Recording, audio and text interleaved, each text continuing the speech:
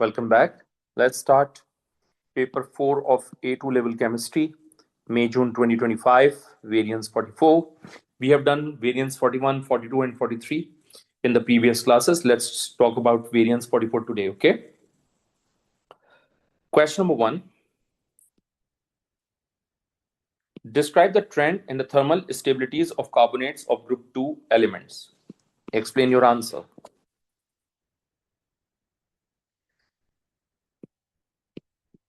So charge density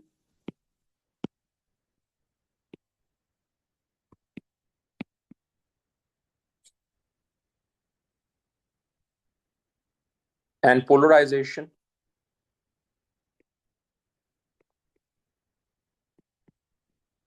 decreases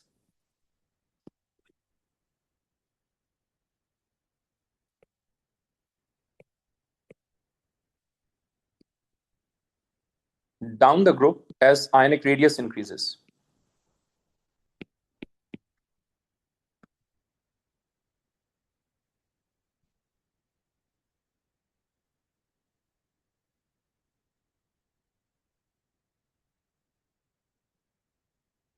Due to which polarization also decreases.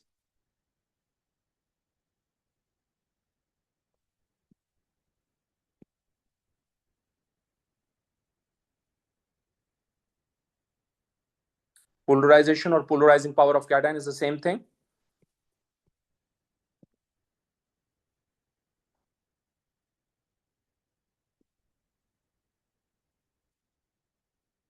Which is why cation cannot distort the electrons of carbonate ions easily.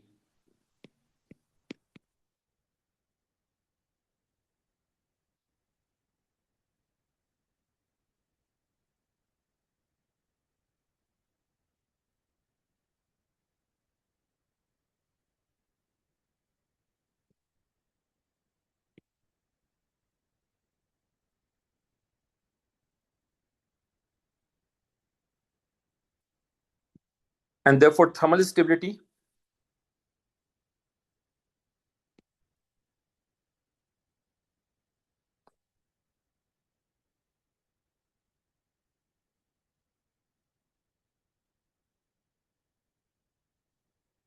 increases down the group.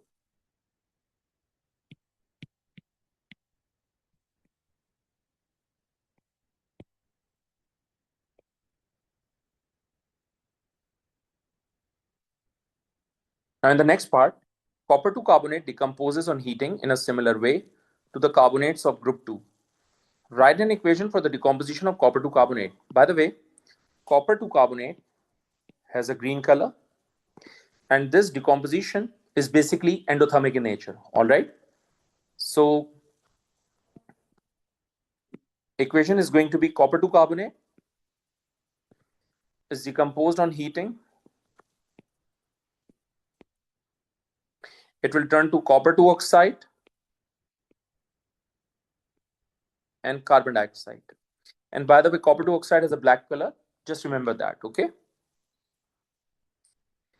In the next part,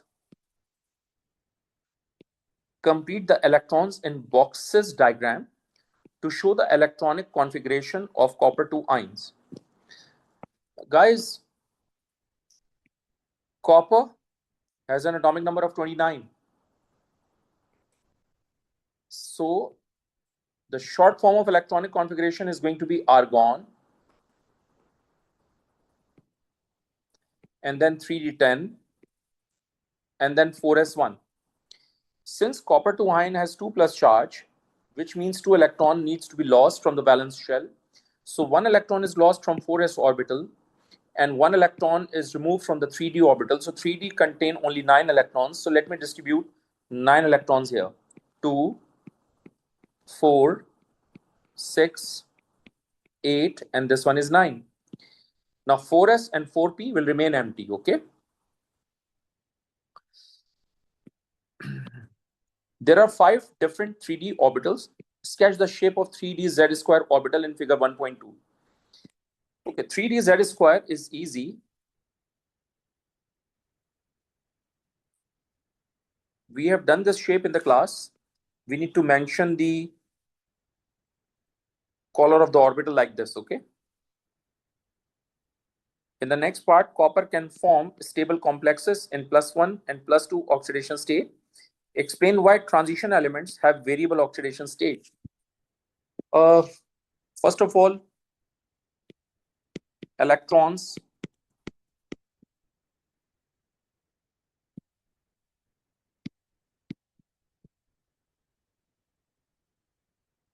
are available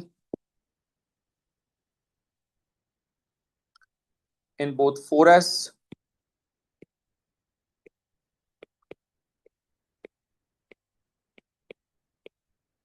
and 3d orbital.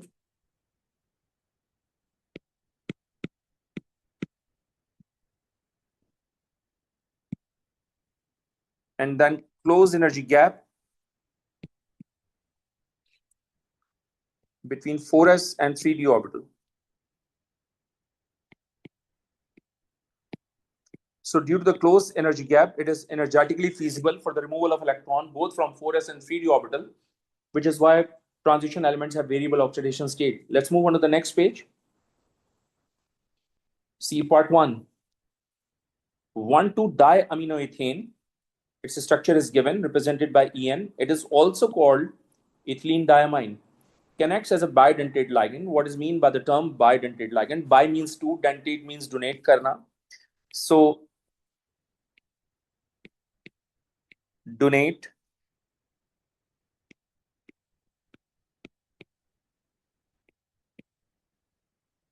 two lone pairs.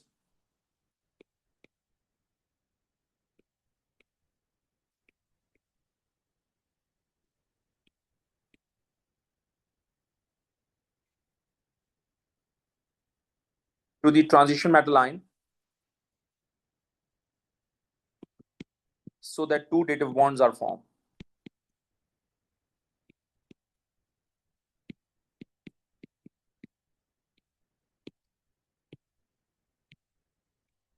Dative bonds are also called coordinate covalent bonds. Okay. The complex exists as stereoisomers. When we say stereoisomers, that means we need to check both optical and geometrical isomerism. Okay. Complete the three-dimensional diagram, which means I need to make dotted line and pyramid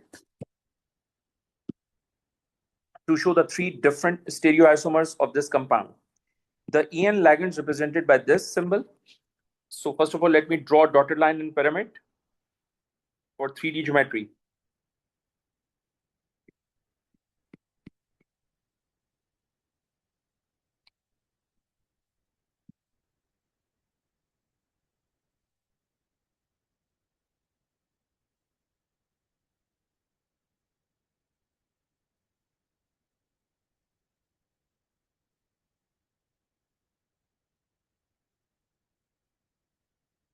Dotted line means behind the plane. Pyramid means out of the plane. Okay. Let me draw this bidentate ligand here.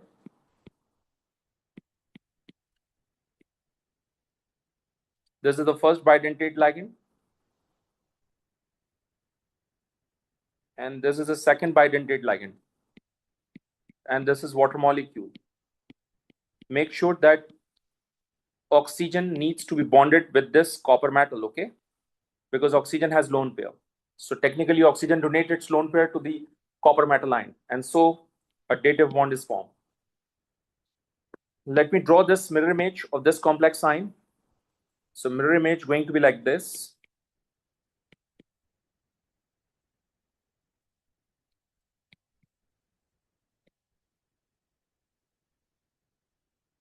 All right.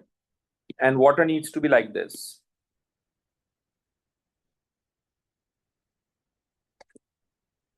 Okay. So both of them are mirror images of each other, which means isomer 1 and isomer 2, both are optical isomers of each other. Now look, this is cis isomer as well because same monodentate ligands are present on the same site, which means this is cis isomer as well. Let me draw trans isomer And for that, water has to be opposite side of each other.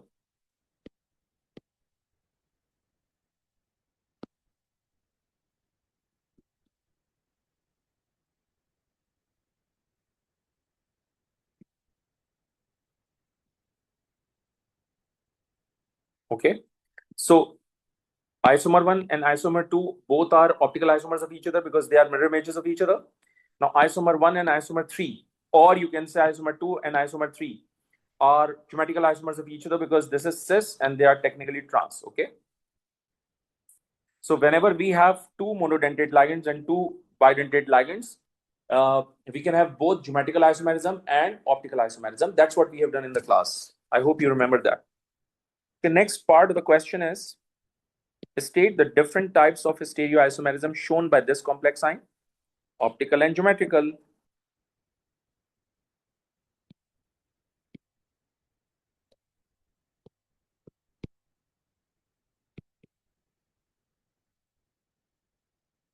Okay. Next is, identify one isomer in C2 is polar. Explain your answer. So obviously cis isomer is going to be polar because in cis isomer we cannot cancel out the dipole moment.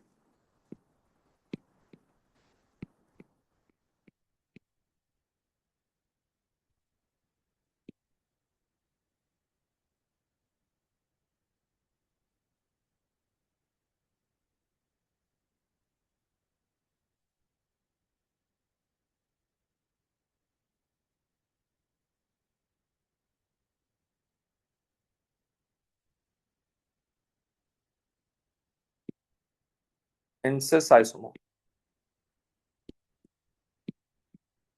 So it is polar.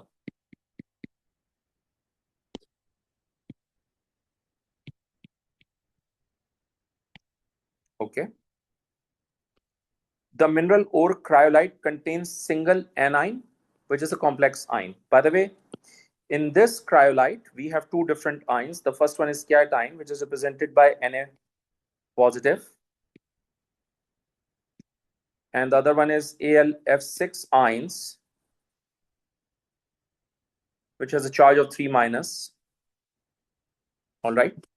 Since we have 3 sodium ions, so when we remove these 3 sodium ions, obviously the charge is going to be 3 negative. Okay. Complete table 3.1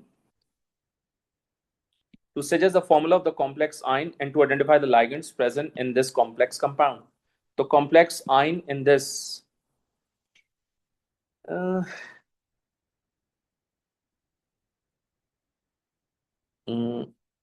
suggests the formula of the complex ion. So the complex ion is basically AlF6 negative. This is your complex ion. And the ligand in this is going to be fluoride ions because fluoride has a negative charge, which means it has a lone pair. Okay.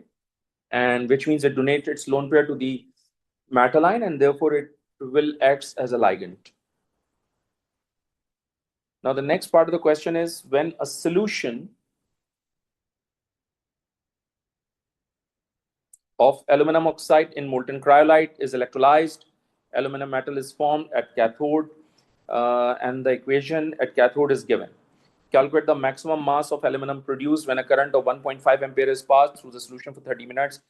Write the answer in two significant figures. All right. So we need two sig fig for the answer. First of all, I know that current, I know the time, I can get the charge. So current into time. Current is 1.5 ampere. Time is 30 minutes into 60. So it's going to be how much? 2700 coulombs.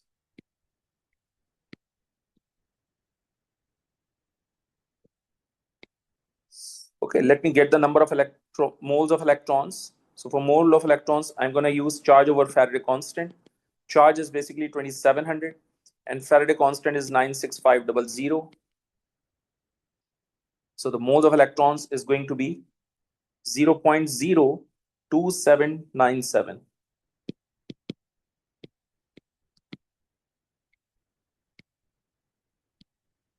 In the third step, I'm going to use the reaction at cathode, which is aluminum ions getting 3 electrons, converting into aluminum metal. So we have 3 moles of electrons, we have 1 mole of aluminum metal. When we had 0.02797 moles, so moles of aluminum would be 9.326 into 10 to the power minus 3 moles. So I've got the moles of electrons. To calculate the mass, because examiner is looking for the mass, okay? So for mass of aluminum, 9.326 into 10 to the power minus 3 moles into 27. So mass of aluminum would be 0.252 gram. Okay, so that's the answer. 0.025 gram. 2 sig figs, so I'm going to write 0.25 gram. Okay, I hope it makes sense to you. That's a very lengthy question, and so it has 19 marks, guys. That's the end of question number 1. Let's move on to the next question.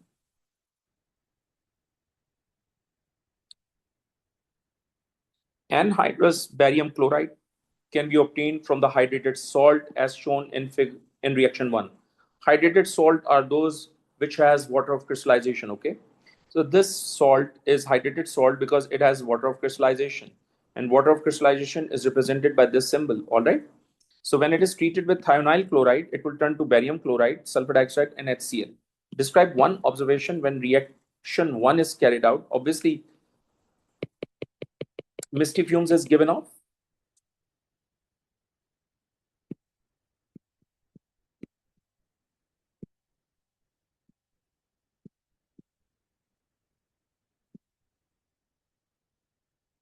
Or misty fumes is released.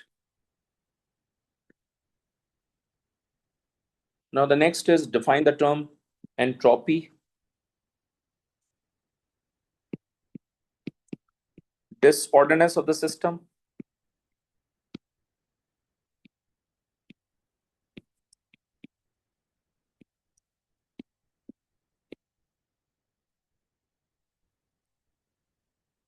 In which dispersal of energy takes place.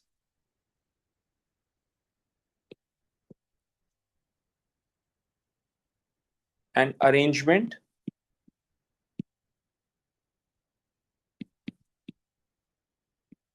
of energy takes place.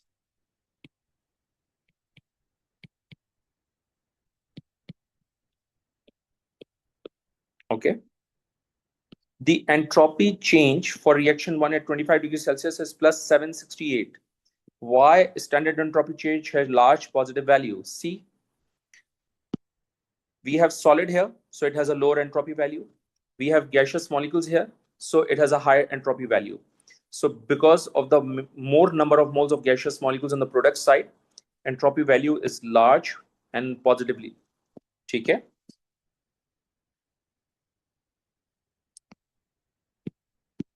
Less, बल्कि इस तरह से लेंगे, fewer gaseous है ही नहीं technically, तो आप यहाँ स्ट्रेट अवे डायरेक्ट बात कर लीजिए कि मोर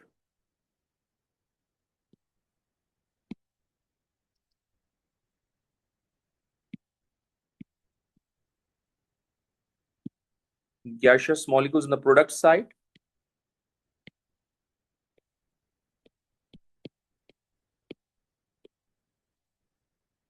than reactant side.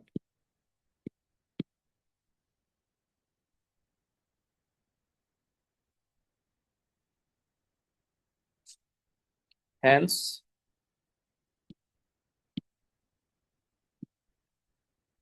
entropy has large positive value.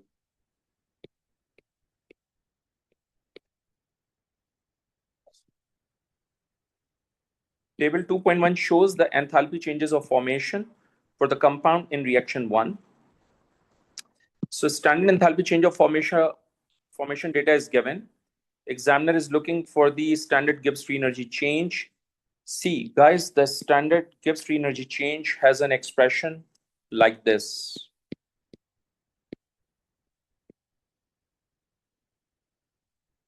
So delta H naught R minus T delta S naught. Okay. So to get this value, I need to find out enthalpy change of reaction by using this data. All right. And this value is already given in the question, which is plus 768. Okay. So let me find out the energy enthalpy change of reaction. So that's the equation examiner has given us. Since the formation data is given, so Hausdorff cycle starts from constituent elements. This is barium, this is chlorine, this is hydrogen, sulfur, and this is oxygen. Okay. Thermochemical Hausdorff cycle starts from constituent elements. So it has to be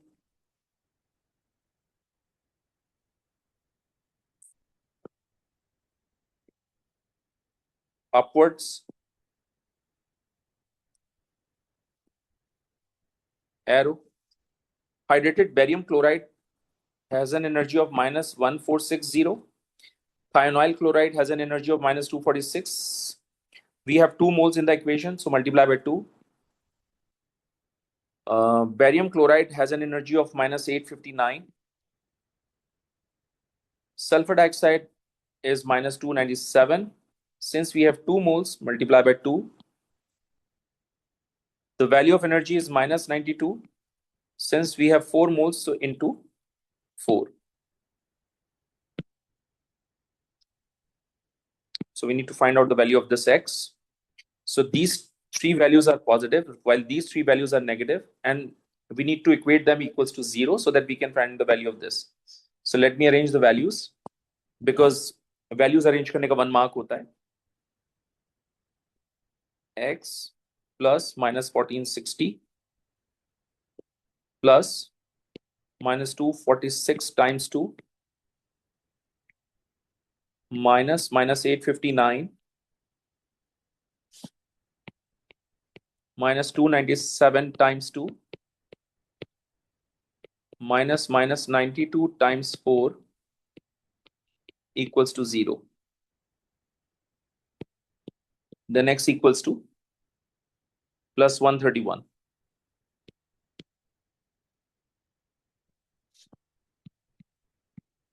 Kilojoules per mole. So that's the first step I've done in order to get the standard Gibbs free energy change.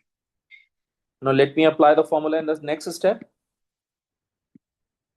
Delta G naught equals to enthalpy change of reaction minus temperature, standard entropy change. Enthalpy is plus 131 minus temperature is technically 25 degrees Celsius. So we need to add 273 in it. The 273 plus 25 is going to be 298 Kelvin. And entropy is basically what? 768.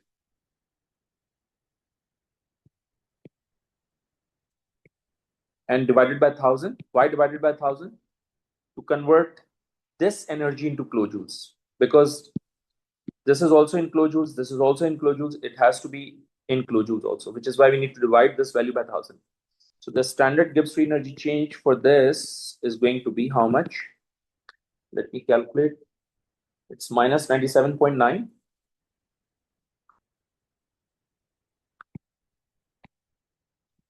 Kilojoules per mole. Okay. Okay. Now let's move on to the next part of the question. Oh my goodness. When aqueous solution of barium chloride and sodium dichromate are mixed, a yellow precipitate of barium chromate is produced and an acidic solution remains. Write the ionic equation for this reaction. Okay, let me first draw the molecular equation. So basically it's barium chloride reacting with sodium dichromate 6.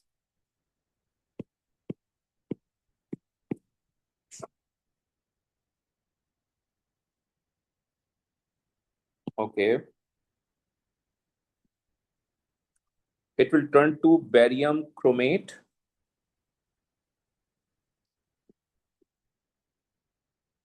and sodium chloride. See guys, how many chromiums here? 2. So we need to put 2 here. When we put 2 here, has to be barium here. Okay.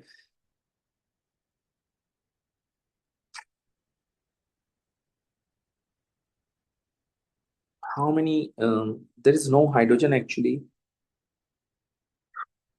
Okay. How many barium 2? Barium 2. How many chloride? 4. 2 4s are 8. 7.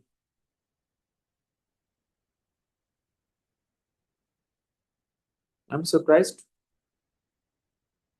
Equation is not balanced. Why? Uh,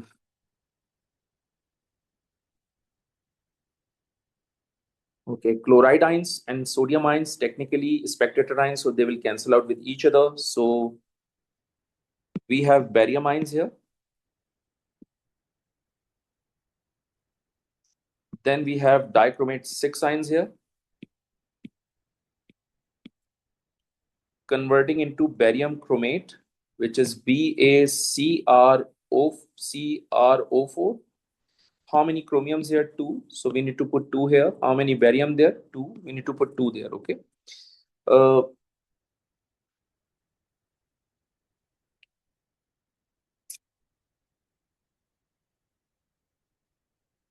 how many oxygen atoms here? 2 times 4, 8. We have 7 oxygen. So to balance oxygen, I'm going to add water molecule here as per ion electron rule. How many hydrogen ions here? 2 hydrogen ions. So I'm going to put 2 hydrogen ions here. So let me check the charge now. This is 2 times 2, 4 plus. 4 plus and 2 minus 2 plus. And over here we have 2 plus. So charge is balanced. Oxygen is balanced, chromium is balanced. And see, examiner has given us the instructions that we have an acidic solution remains. So that's the acidic solution remains. Okay. So molecular equation is somewhat different from the ionic equation. All right.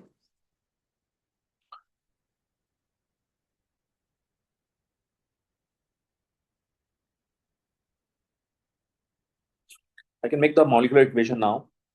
We have one water molecule here. So total 8 oxygen atom. We have 2 chloride and we have 2 hydrogens. So I'm going to write 2 HCl. So that's the molecular equation. Okay. I hope it makes sense to you. So sodium ions and chloride ions cancel out with each other.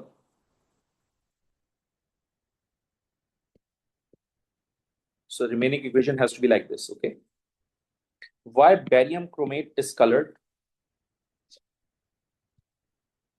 Well, chromium is a transition metal ion.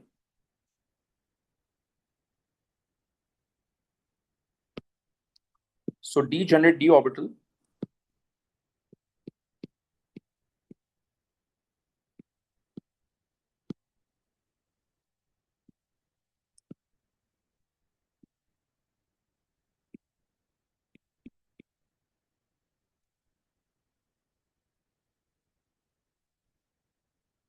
Is split into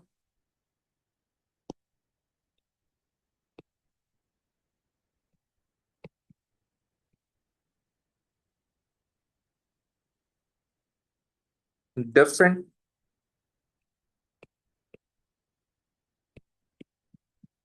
energy groups. So absorption of energy,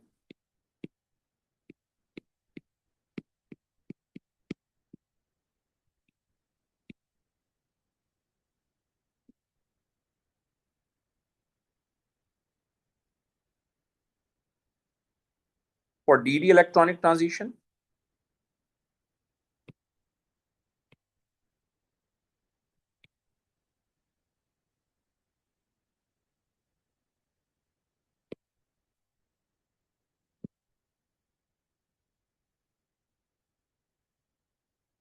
takes place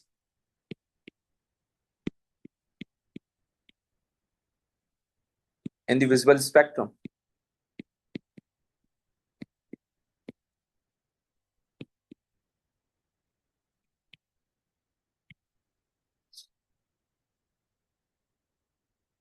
During this electron promotion,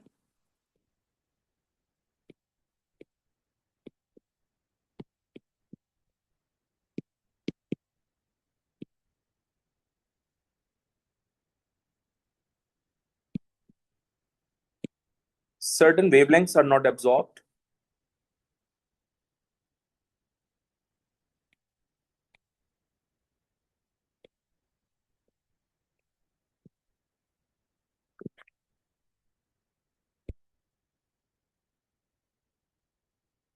That corresponds to the color of the solution observed.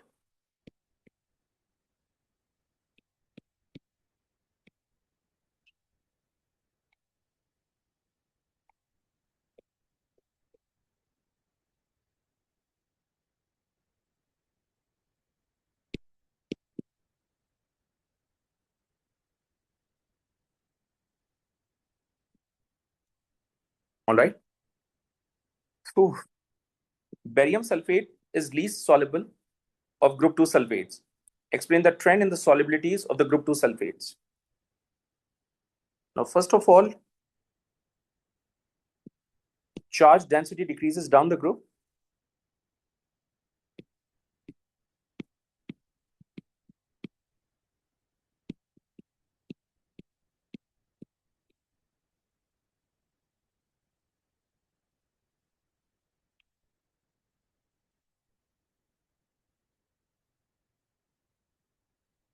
As ionic radius increases.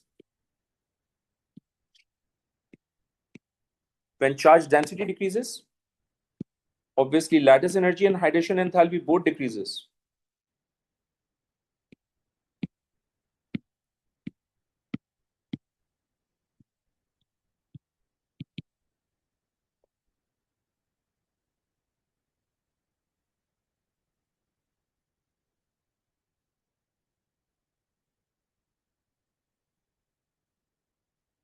But in the case of sulfates, hydration enthalpy decreases more significantly than lattice energy.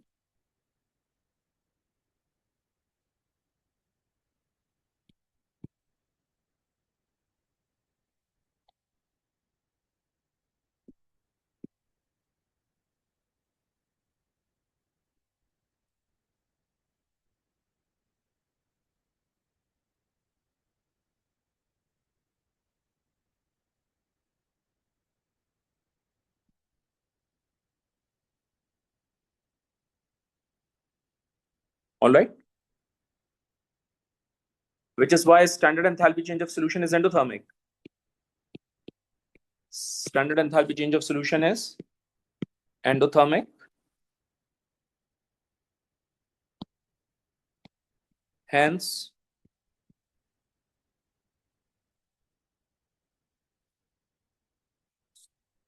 solubility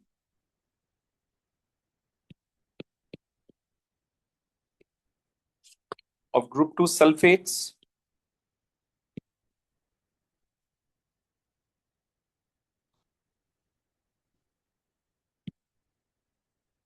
decreases down the group.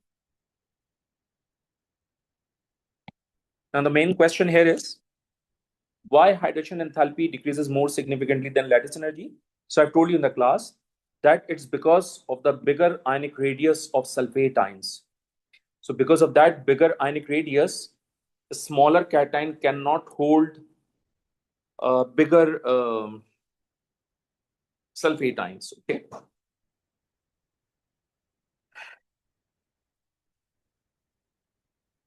And in that particular case, lattice energy will not play a key role. And therefore, hydration enthalpy decreases more significantly than lattice. Okay. So that's the end of second question, I believe. Yeah. Let's move on to the third one. Oh my goodness. Okay. Interesting. Nickel 2 iodate 5. Okay. I think it's nickel iodate 5 or nickel 2 iodate 5 is the same thing, is sparingly, I mean slightly soluble in water. The concentration of its saturated solution is this at 298 Kelvin. Calculate the expression for the solubility product of this. First of all, let me write the equation for nickel 2 iodate 5. This is NiIO3 taken 2. This is nickel iodate 5.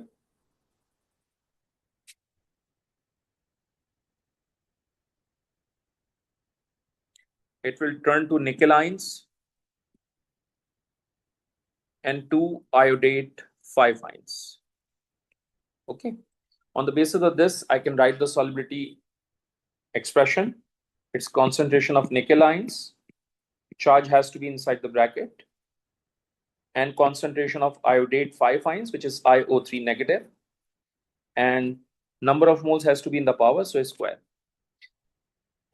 By the way, nickel ion has a concentration of mole per dm cube. Iodate 5 ions has a concentration of mole per dm cube. Because of a square, its concentration is going to be mole square dm minus 6. दोनों units multiply हो रही है तो power add हो जाएंगी. As a result formula unit is basically mole cube dm minus 9. So mole cube dm minus 9. Okay.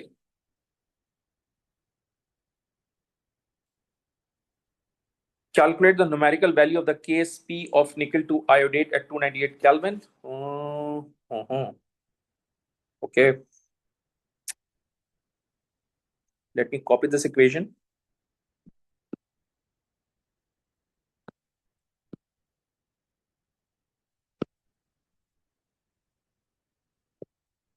According to the equation, it's 1:1 ratio. When we have 2.30 into 10 to the power minus 2 mole per dm cube,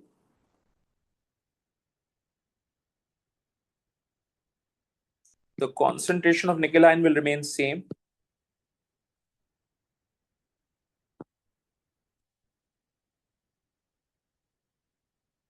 That is 2.30 into 10 to the power minus 2.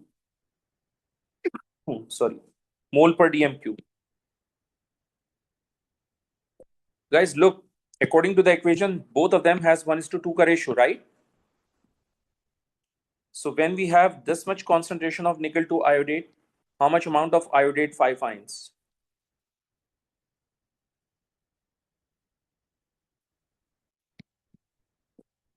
So it's 2.30 exponent minus 2 into 2. So it's going to be 0.046.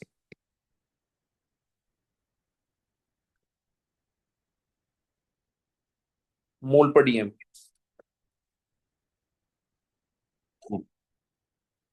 Let me plug in these values into this expression. So KSP equals to concentration of nickel ion 2.30 into 10 to the power minus 2. And iodate 5 ion 0.046. And it has to be square.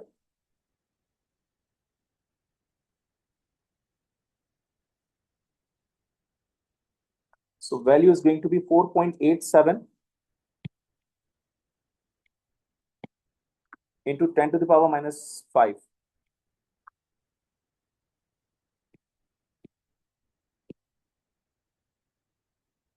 Okay, that's the answer.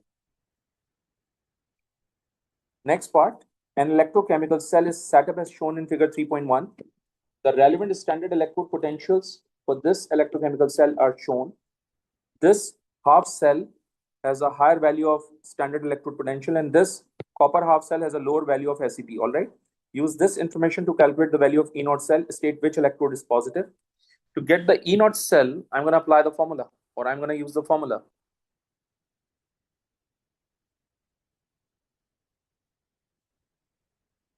E0 right minus E0 left.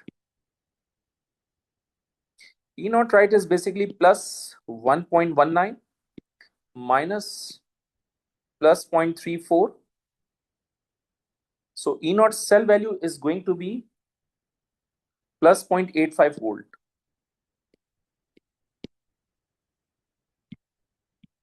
We need to mention plus sign also, unit also, plus 0.85 volt. Which electrode is positive? I've told you in the class, the more positive the SB value, it would be the positive electrode or the positive half cell. So positive half cell has to be iodide 5 ions. So I can write that in this way. IO3 negative / iodine. So that's the half cell, which has a more positive SEP value, which is why it must have a positive electrode. Okay. Suggest how the measured E cell of this cell compare to the E naught cell under standard condition. Explain your answer. E cell, when we talk about E cell, which means condition is not going to be standard. Obviously, concentration is not going to be 1 mole per dm cube. Concentration either increases or decreases. All right. And obviously, when we decrease the concentration of an electrolyte, equilibrium favors towards left-hand side. This value is going to be less positive. If this value is going to be less positive, obviously this value is going to be less positive as well. Okay. I hope it makes sense to you. So what we can write here?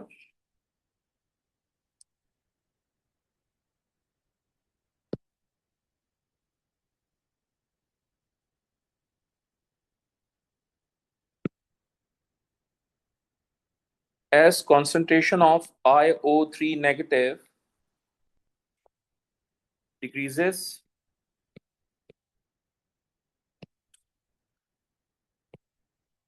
equilibrium favors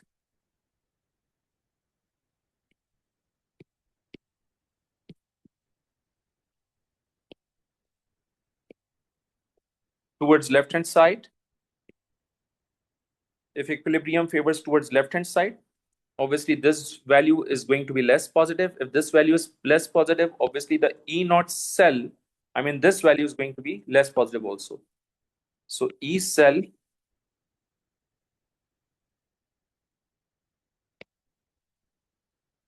is less positive.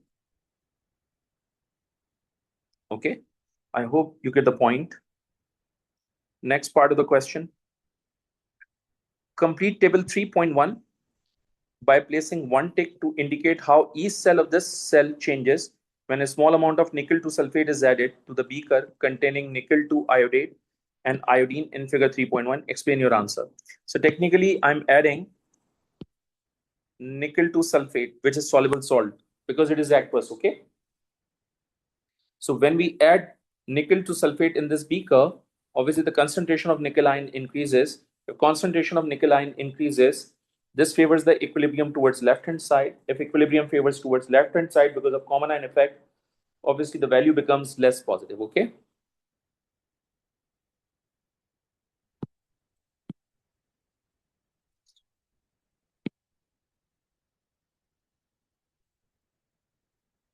Due to common ion effect,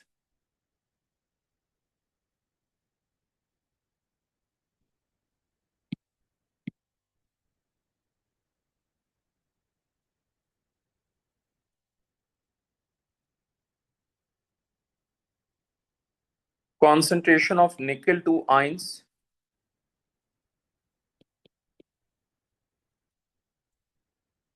increases.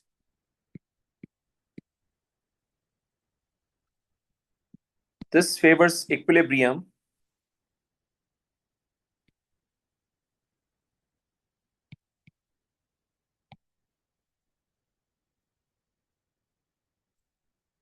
towards left-hand side. Hence,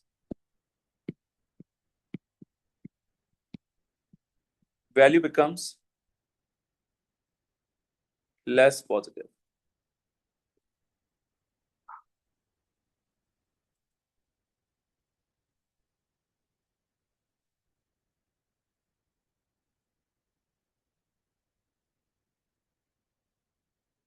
Okay. Next part.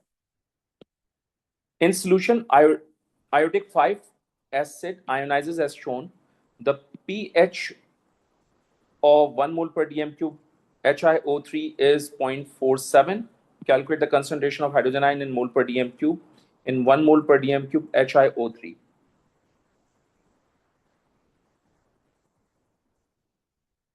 So pH value is given,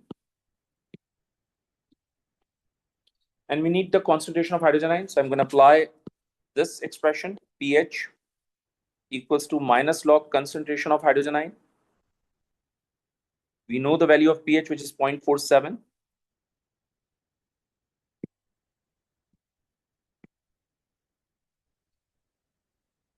So the concentration of hydrogen ion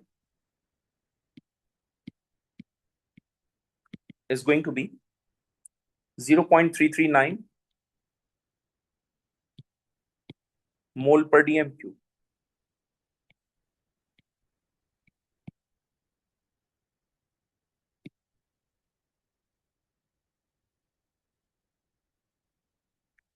Okay, use your answer from C1 to calculate the equilibrium concentration of HiO3 and iodate 5 ions in mole per dm cube in a 1 mole per dm cube this.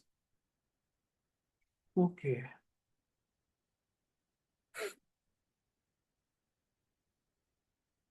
So HiO3 ionizes according to this equation.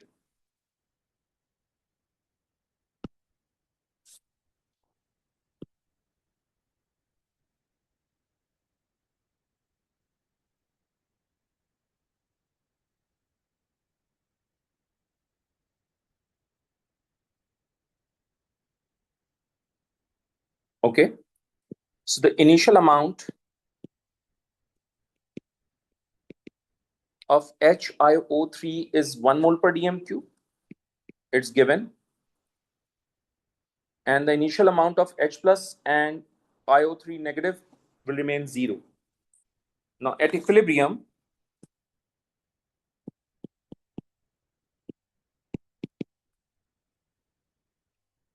hydrogen ion has 0.339 mole per dm cube.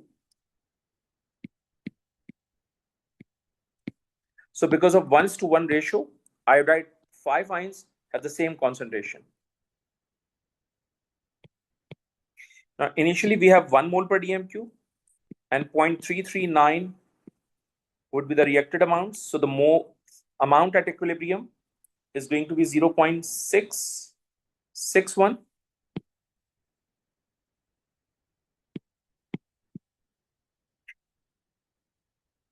So these are the concentration available at mole per dm at equilibrium. Okay, molar means mole per dm cube. So the concentration of HiO3 is 0.661 and the concentration of iodate 5 ions is 0.339 mole per dm cube. So that's the answer. Now examiner is looking for the Ka value in mole per dm cube. So the Ka is basically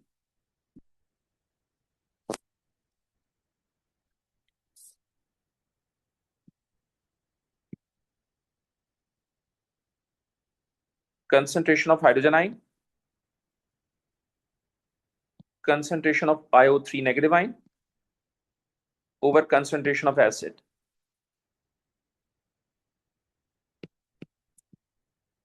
The concentration of hydrogen ion is 0.339. The concentration of iodate 5 ions is also same, 0.339. Divided by concentration of HiO3 is 0.661 and it has to be, no square, 0.661.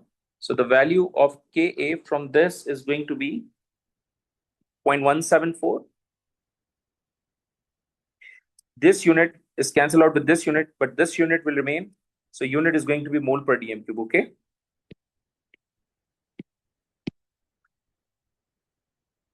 My goodness, that's question number 3. Let's move on to the next page for question number 3. Oh my goodness.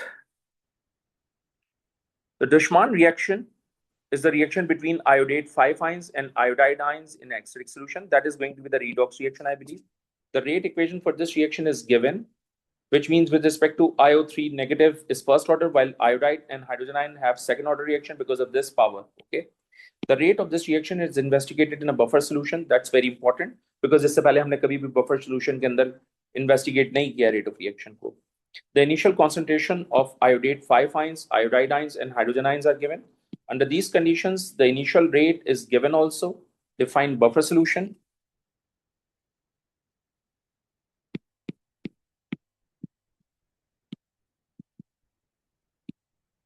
A solution which maintain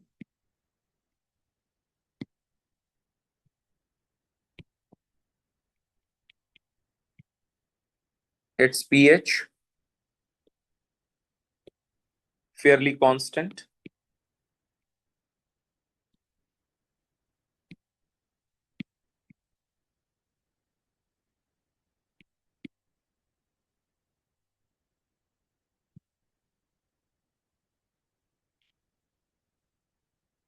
even upon the addition of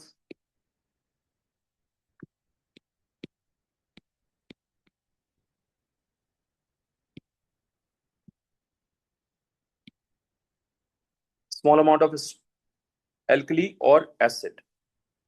Use the information to calculate the rate constant, stating the units. Let me write down the rate equation first. Rate equals to K,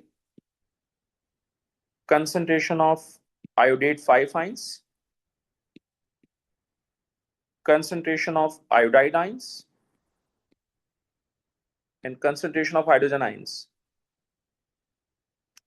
The rate is given, which is 2.10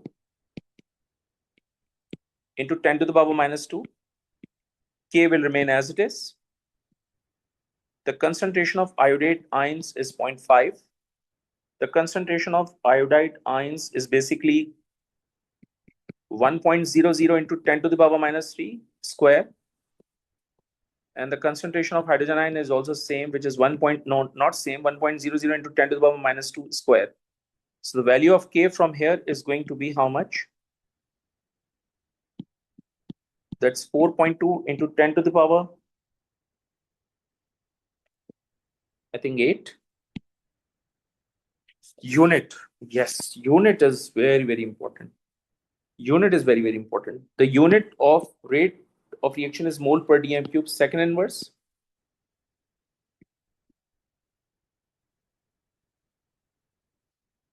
Or per second equals to K. The unit of this is mole per dm cube.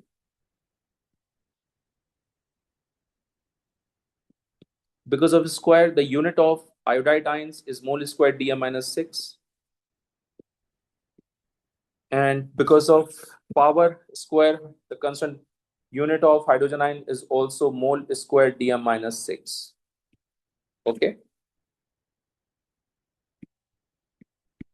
So it's mole per dm cube second inverse equals to K. ये multiply हो रही है unit तो power add हो जाएंगी. So ये हो जाएगा mole 5 dm minus 15. So the final unit is basically mole inverse 4 dm12 per second. So that's the unit. 4.2 into 10 to the power 8. And unit is mole inverse 4 dm12 per second. Okay. Tricky question. The reaction is repeated at the same temperature. If the temperature is same, rate constant is also same.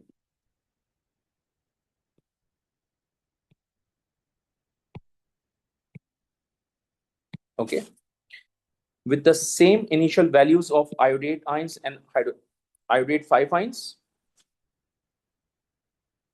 concentration of hydrogen increases to this value. Calculate the initial rate. Let me write down the equation again. Oh my goodness. So basically we have two different experiments. This is experiment number 1. Okay. And this is experiment number 2. So we need to compare the rate equation both for experiment 1 and experiment 2. So rate 2 over rate 1 equals to K concentration of iodate 5 ions, concentration of iodide ions power square, and concentration of hydrogen ion power square divided by K concentration of iodate 5 ions, iodide ions, hydrogen ions. Okay.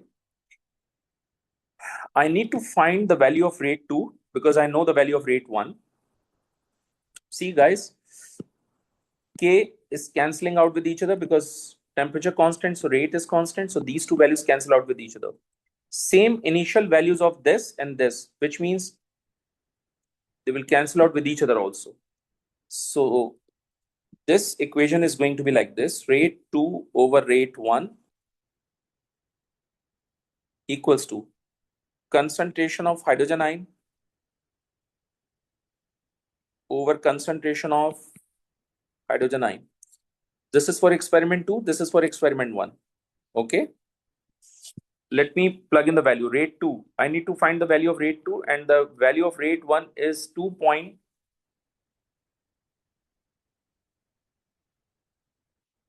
point where 2.1 into 10 to the power minus 2 equals to concentration of hydrogen ion for rate 2 is 3.00 into 10 to the power minus 2 square, and concentration of hydrogen ion for experiment 1 is 1.00 into 10 to the power minus 2 square. So the value of rate 2 is going to be how much?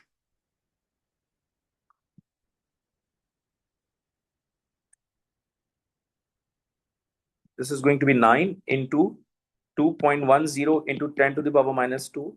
So its value is going to be 0.89. Okay, that's the end of question number 3. That's a tricky part of the question. But for 1 mark, it has a lot of calculation, a lot of analysis. Let's move on to the question number 4.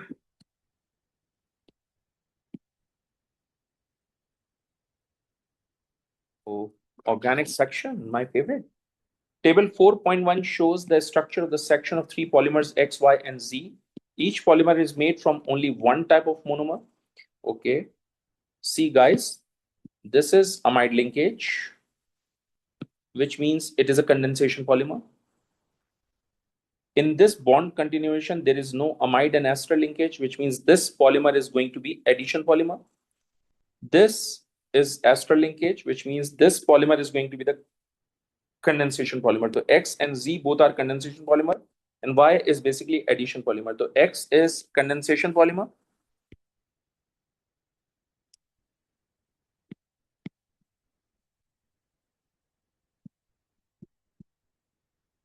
Y is addition. And Z is also condensation polymer. Okay. Now examiner is looking for the structure of monomer. Okay, that's the tricky part. Monomer. Monomer. Okay. Guys, this is basically COH and this is basically NH2. All right. Which means this is going to be the one monomer. It comes from COH and that comes from NH2. 1, 2, 3, 4, 5 carbon. So this is going to be the monomer. CH2 taken 5. NH comes from NH2 and CO comes from COH. So that's the structure of monomer.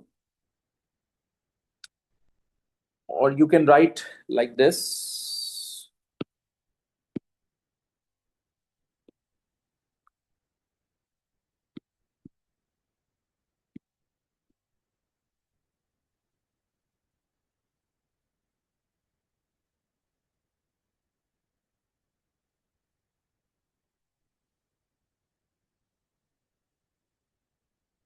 5CH2 and this is NH2. 1, 2, 3, 4, 5. Let me check one more time. 1, 2, 3, 4, 5, and this is NH2. This is CWH. Okay. Okay, that's the first monomer.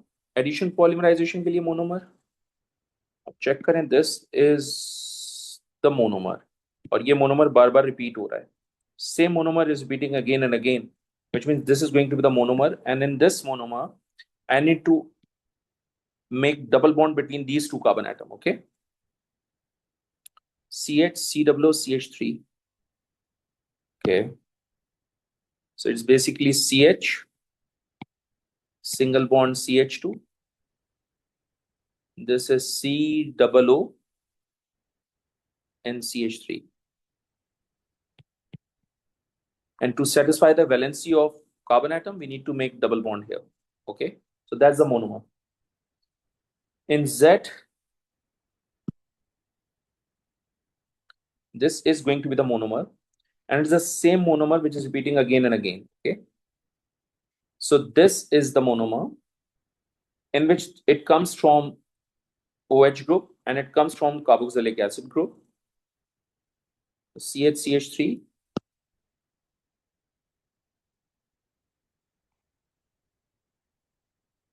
It comes from CWH and it comes from NH2.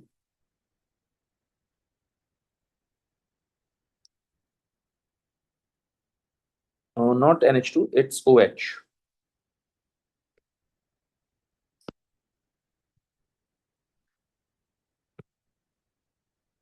Okay. I hope you get the point. So this is the repeating unit. Let me draw it again. This is the repeating unit for this. This is the repeating unit for this. And this is the repeating unit. Okay. All right. Let's move on to the next page. Amino acids acts as a monomer. State what is meant by isoelectric point of an amino acid. A point at which no net electrical charge exists.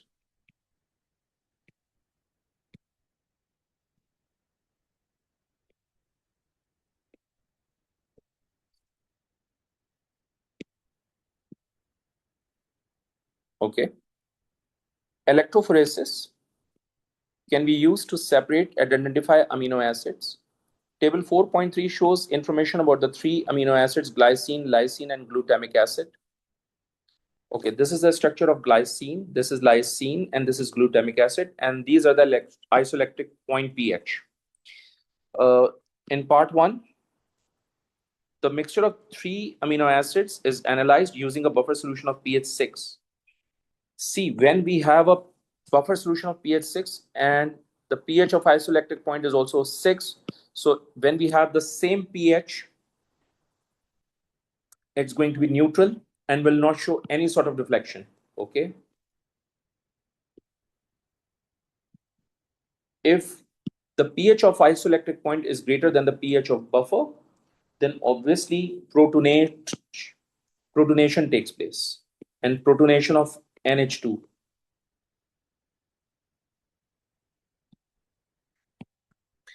If the pH of isoelectric point is lower than the pH of buffer, deprotonation takes place, and this deprotonation takes place in CWH.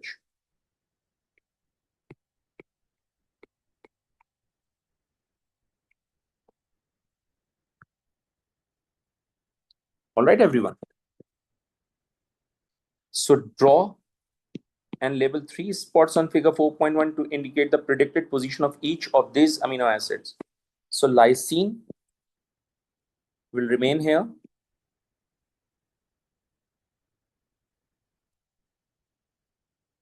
Sorry, glycine. Glycine is represented by GLY. It's given already in the question.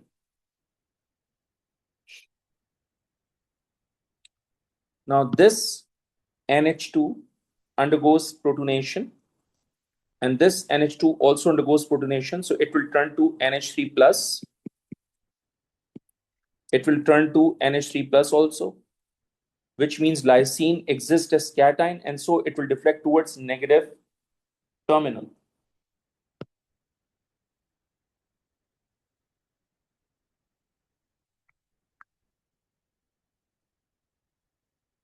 All right. This CWH and this CWH undergoes deprotonation, and as a result, this amino acid exists as anion, so it will deflect towards positive terminal.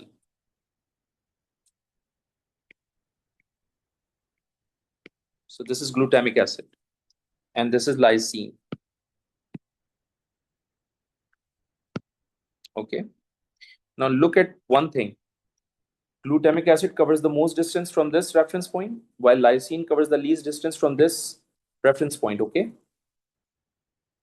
This is because of the mass to charge ratio, which is why it will deflect most, it will deflect less, and it will remain on the original spot because of no deflection.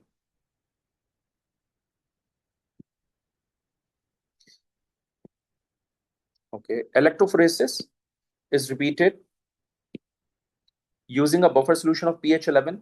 Predict how the position of glycine will change if all after electrophoresis. So the pH of buffer is greater than isoelectric point, then it means deprotonation takes place. So under this pH,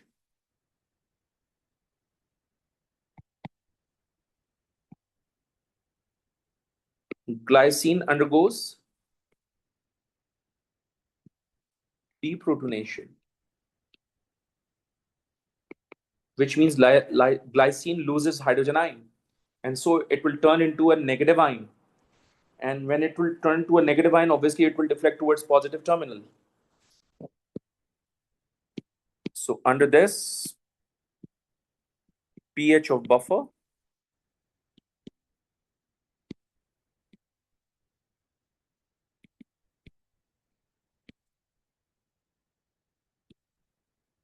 glycine undergoes deprotonation,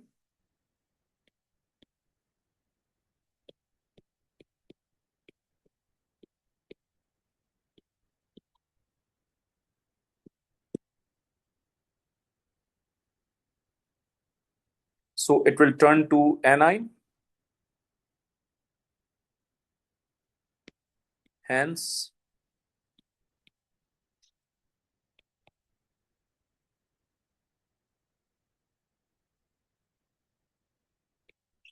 it will deflect towards positive terminal.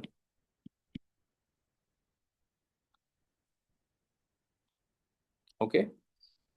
So guys, that's the end of question number 4. Let's start with question number 5.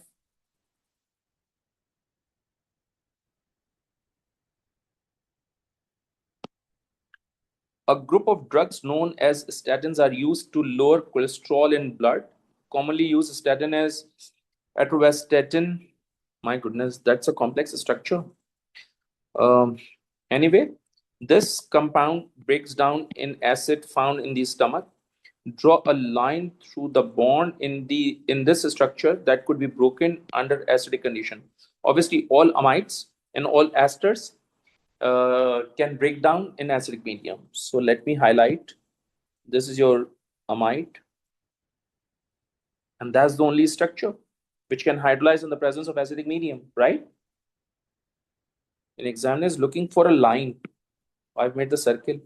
My bad. So that's the line. Okay.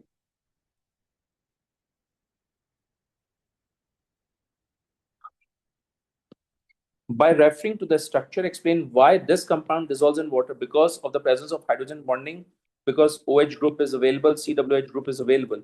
Okay. So as hydroxy, as hydroxyl and carboxylic group.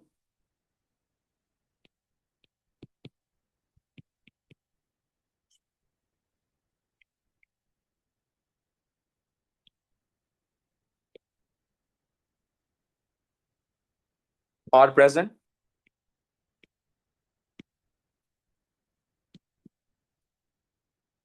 So they will undergo hydrogen bonding.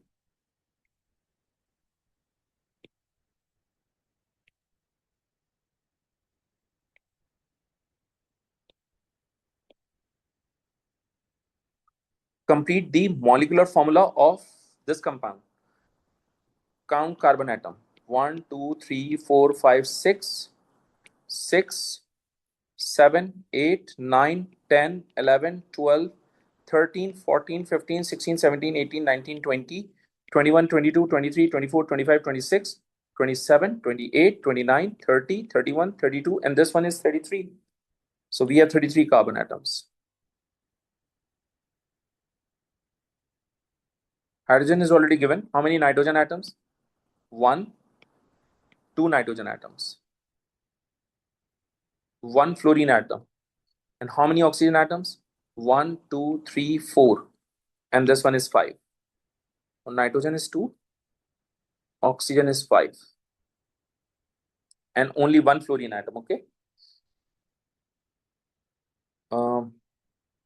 Circle all chiral carbon atoms in figure 5.1, chiral carbon atoms, okay? This is going to be the chiral carbon atom. This is going to be the chiral carbon atom. And yeah, that's only chiral carbon atom, okay? The synthetic preparation of atorvastatin requires the production of a single optical isomer. Suggest why. To reduce the side effect.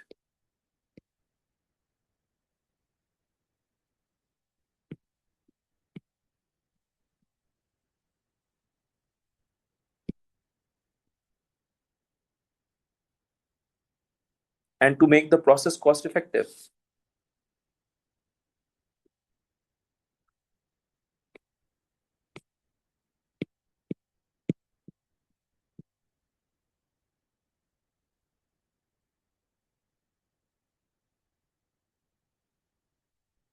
All right, let's move on to the next page. Oh. The proton NMR spectrum of this compound dissolved in CdCl3 is recorded. Use table 5.1 to deduce the number of hydrogen atoms that could produce peaks in the region 6.5 to 13.0 ppm. 6.5 to 13.0. This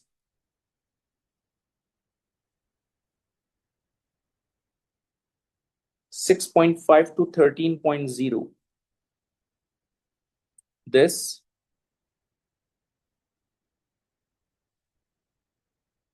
all right.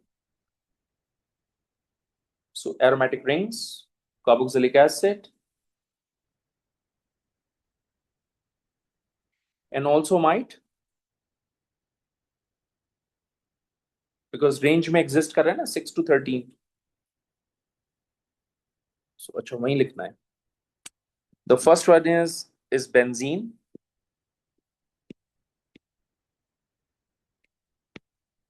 Then we have carboxylic acid.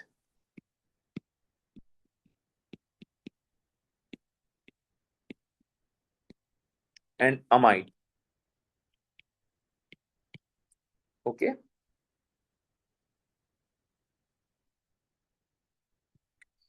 Next is the proton NMR spectrum of this compound dissolves in D2O is recorded. Predict the number of hydrogen atoms that would not show peak in this spectrum. Explain your answer. When D2O is used, the peak of carboxylic acid, amines, and amides will disappear. And so they will not show in the spectrum.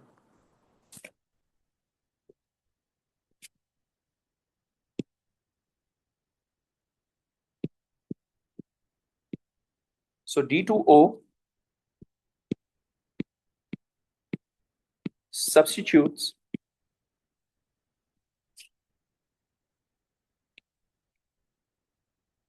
hydrogen in carboxylic acid.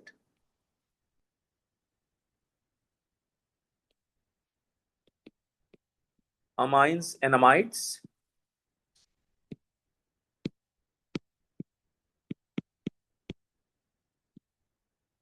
Hence,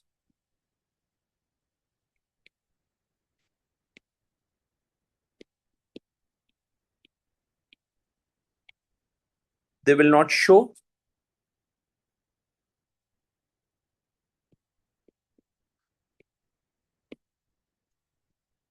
peak in the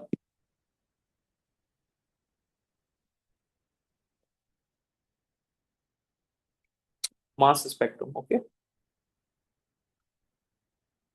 This compound reacts with excess lithium aluminum hydride. So lithium aluminum hydride is basically a reducing agent, which means reduction takes place.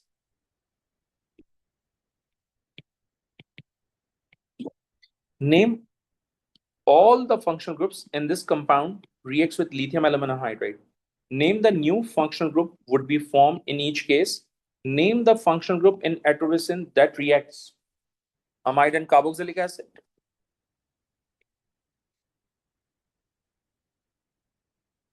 Amide undergoes reduction, carboxylic acid undergoes reduction. When amides undergoes reduction, obviously secondary amine is formed. Why secondary amine? Look at this. This is amide. So it has one hydrogen atom. When it undergoes reduction, it's going to be secondary. It's going to be CH2NH. Okay. So this is basically secondary amine. Okay. I repeat, this CO will turn to CH2 and this NH will remain same. So this group is going to be converted into CH2NH, and NH means secondary amine. So amide will turn to secondary amine and carboxylic acid will turn to primary alcohol.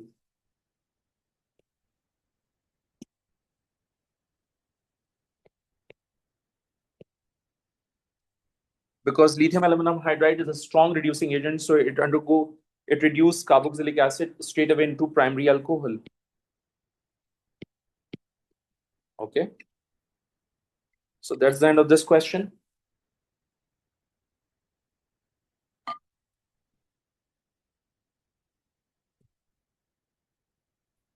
Let's move on to the next question, question number 6. My goodness. A list of tests for different organic groups is given in table 6.1. Complete table 6.1 to identify the organic functional groups in aliphatic compounds. Aliphatic compounds. That means benzene is not there. So when sodium metal is used, obviously we know that alcohol and carboxylic acid can react.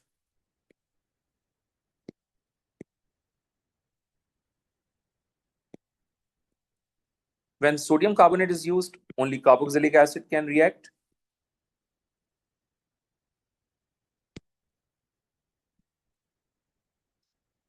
For DNPH, only aldehyde and ketone. Generally speaking, carbonyl compounds. Iodoform, whenever CH3 CO group is present or CH3 CHOH group is present. Felling reagent, aldehyde, aqueous bromine, alkene. I cannot write phenol here. I cannot write aromatic amine because examiner is saying it should be an aliphatic compound. Aliphatic compound means इसमें benzene ring वगैरह नहीं होगी, ठीक है? And aliphatic मैंने समझाया था आपको AS chemistry की fundamentals में. If you remember, aliphatic means open chain or straight chain structures, right?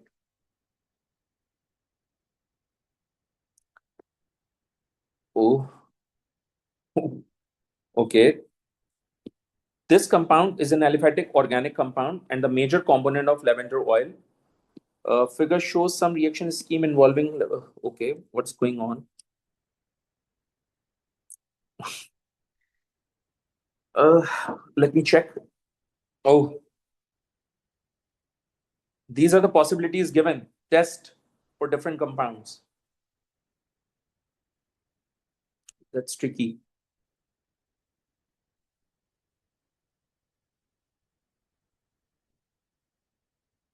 Let's talk about G.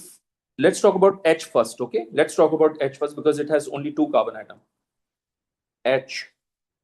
So H can react with sodium metal, can react with sodium carbonate, which means it is carboxylic acid. So H is carboxylic acid, okay?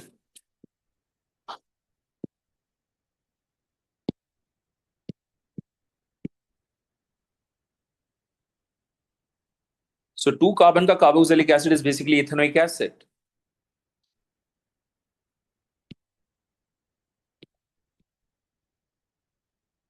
Now check, we have 2 carbon atom in this, we have 4 hydrogen atom in this, we have 2 oxygen atom in this. So this molecular formula is proved from this structure, okay? Let's talk about G now, because it has 4 carbon atom. 4 carbon atom, G. Reacting with sodium metal and sodium carbonate, which means carboxylic acid is there. That's tricky, guys. That's not easy. It will take a lot of time. This is CWH. So G contains CWH. G contain aldehyde or ketone. Fouling nahi hai. There is no fouling test, which means aldehyde is not there. No iodoform test, which means CH3CO group is not there. Matlab, ketone is there along with carboxylic acid. There is no alkene also. So no alkene, no aldehyde, no CH3CO group ek saath. But yes, ketone group is there. So if ketone group is there, my goodness, that's tricky, guys. That's very, very tricky. ये बहुत time लेगा. Only ketone. So we have carboxylic acid. Oh my goodness. We have carboxylic acid. We can have alcohol इसमें because वो sodium metal से reaction कर रहा है. So carboxylic acid and alcohol both can exist together.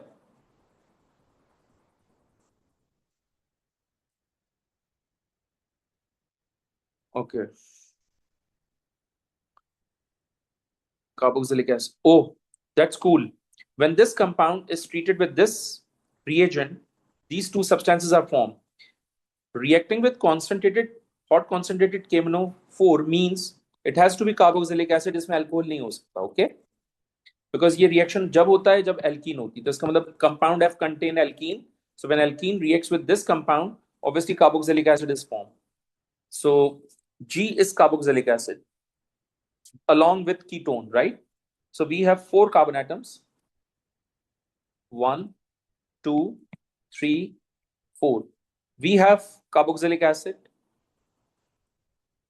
and ketone. This is ketone. This is CWH. This is CWH. And this is CH2. How many carbon atoms? 1, 2, 3, 4. 4 carbon atoms. 1, 3, 4 hydrogen atoms. 5 oxygen. 5 oxygen atoms. Satisfies.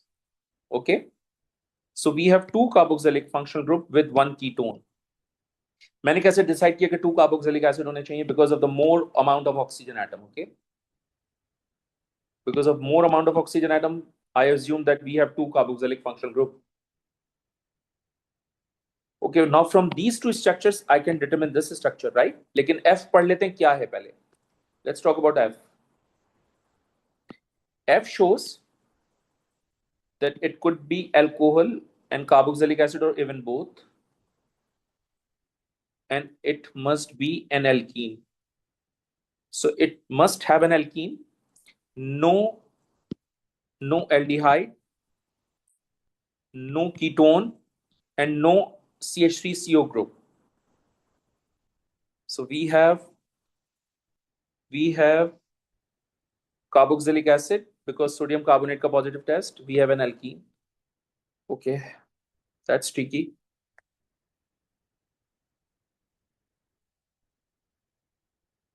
Okay, let me write this part of the structure as it is. Why?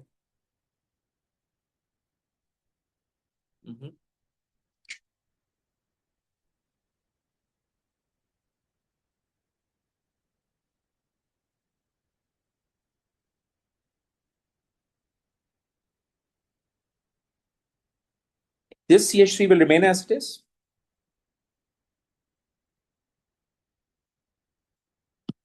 And this CWH is basically double bonded CH. So this gives you this part of the molecule.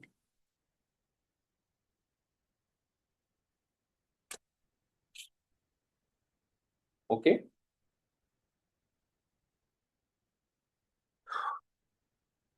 This CWH will remain as it is. Oh, this is ketone. If it is ketone, it must be double bonded C. यार देखो मैंने ये कहा था कि अगर ketone होगा तो डबल बॉन्डेड C होगा. अब इस डबल बॉन्डेड C के साथ एक CWH है, इसको लिखूंगा मैं इस तरह से. और इस डबल बॉन्डेड C के साथ CH2CWH है, उसको मैंने एज इट इज लिखा.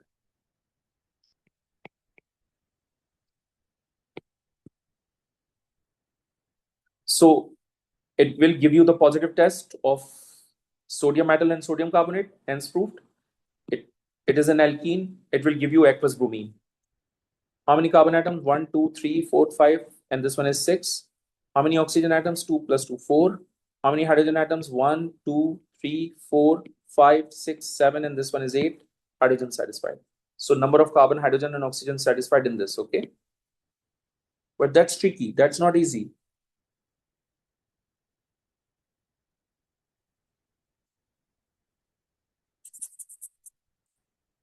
ये डिटरमिन करना बहुत मुश्किल होगा कि ये CH लूं मैं इसको या मैं इसको डबल बॉन्डेड C लूं.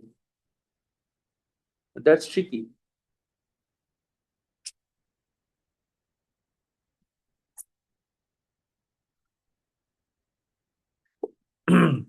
Okay, E is reacting with concentrated sulfuric acid, which means dehydration takes place, which means E must have an alcoholic functional group. So when alcohol undergoes dehydration, it will give you an alkene. So let's talk about E. E contains alcohol and carboxylic functional group.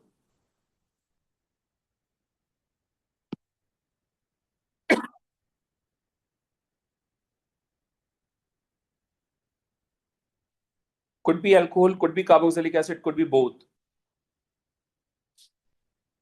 And alcohol has to be there because dehydration needs to be takes place. It must be CH3CO group or CH3CH group. दोनों में से कोई एक. Okay, so if 2,4-DNPH नहीं है तो इसका मतलब ये नहीं होगा, ये नीचे वाला पॉसिबल है, अल्कोहल वाला.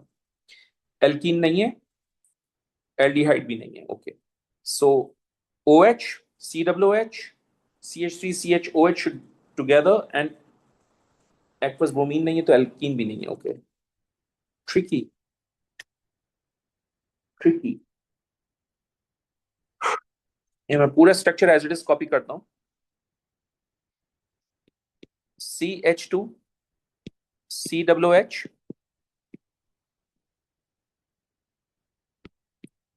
this is CWH.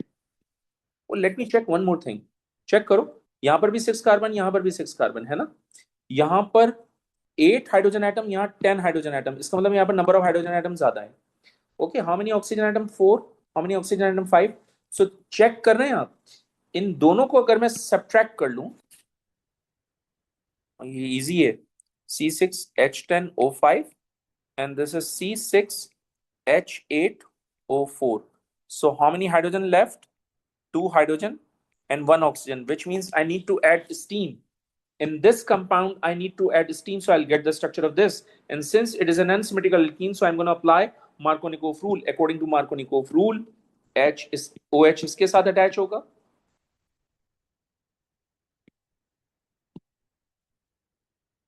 और H इसके साथ attach होगा.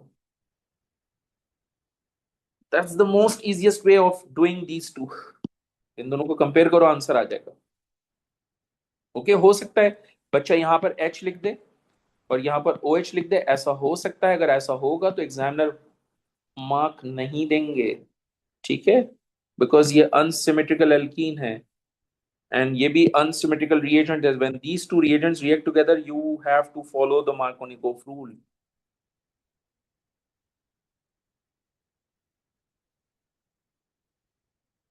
I hope it makes sense to you.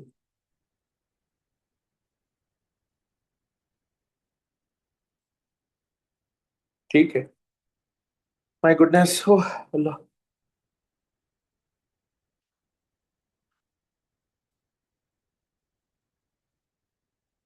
All right, look at this. इन दोनों का मॉलिक्यूलर फॉर्मूला सेम है almost. Carbon is same, oxygen is same, only hydrogen atoms are different. We have 10 hydrogen atoms, we have 8 hydrogen atoms, which means it has to be ketone. Because when ketone undergoes reduction, it will turn to alcohol. So let me draw the structure as it is. CH2, COH,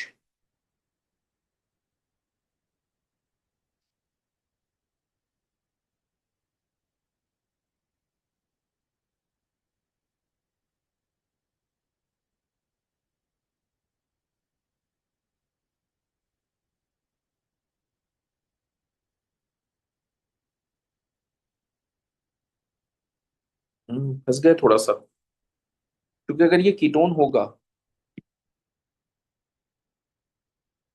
that's tricky guys, very very tricky. अगर ये ketone है तो इसके 5 bonds हो जाएंगे।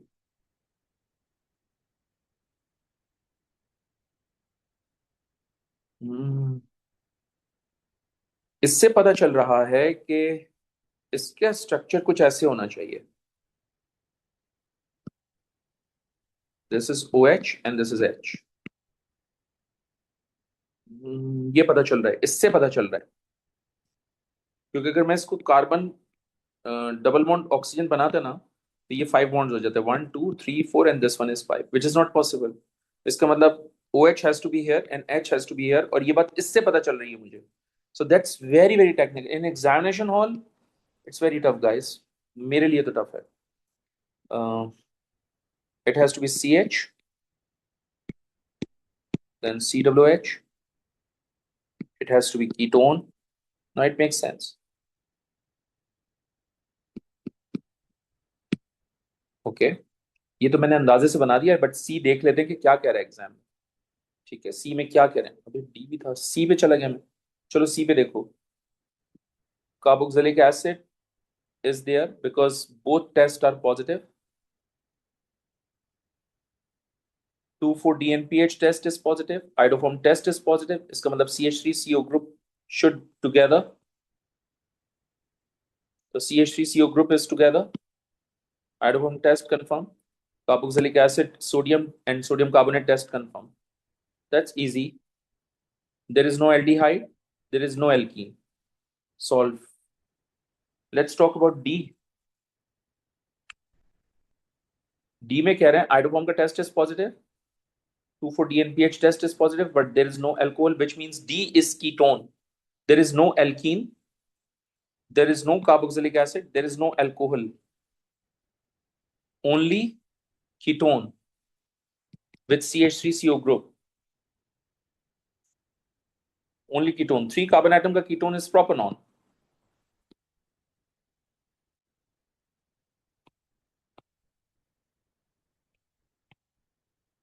Okay. My goodness. Oh God.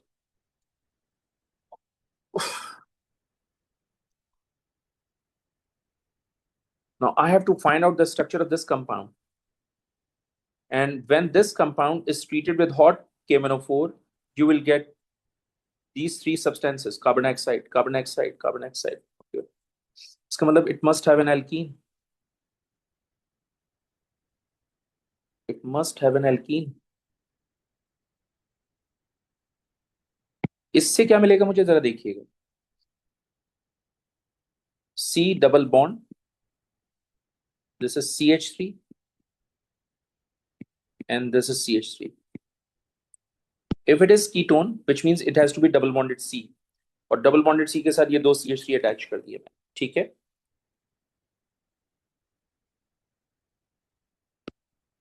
Now I need to adjust this structure.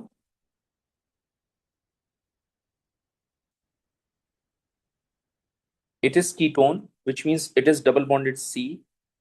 If it is double bonded C, then CH3 needs to be attached here. Okay.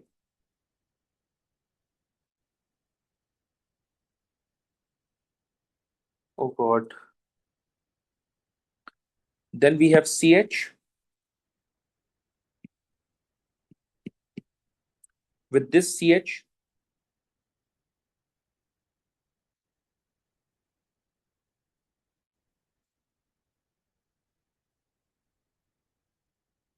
My goodness, this CH2, CWH will remain as it is. And this is double bonded CH. 1, 2, 3, 4, 5, not possible. Something is missing. Okay, hold on. This is CH double bond, CH2. Makes sense now. C, double bonded CH2, it will turn to carbon dioxide, okay? Double bonded CH, it will turn to CWH. Then this CH and this group will remain as it is. Okay, this is double bonded C, it will turn to ketone. This CH3 will remain as it is. This entire thing will remain as it is. Okay, I hope it makes sense to you, but that's a very, very tricky question. It's not an easy question. It will take a lot of time in the paper. All right.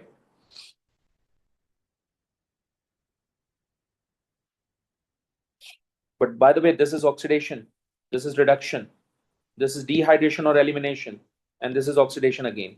So let me discuss part 1.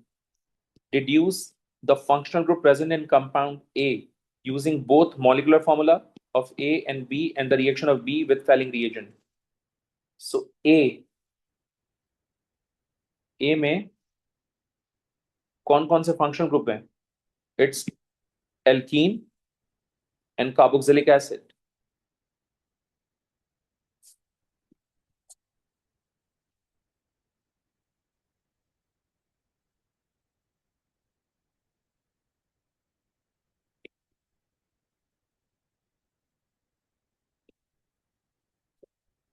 Okay, alkene and carboxylic acid.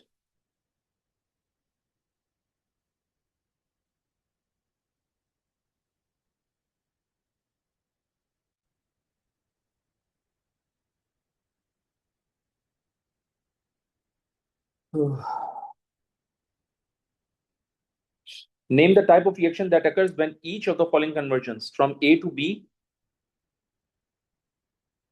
Oh my goodness, what is B? I have to check B.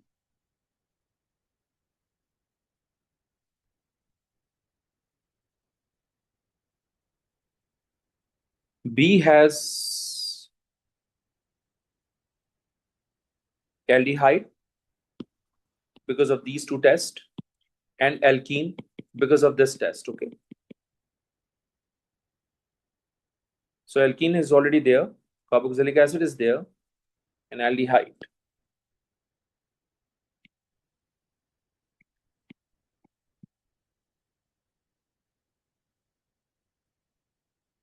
And the reaction of B with this. So if A is converting into B, and B is what?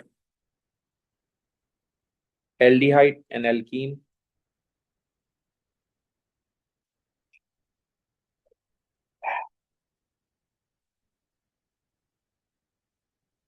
That's tricky. Loss of hydrogen.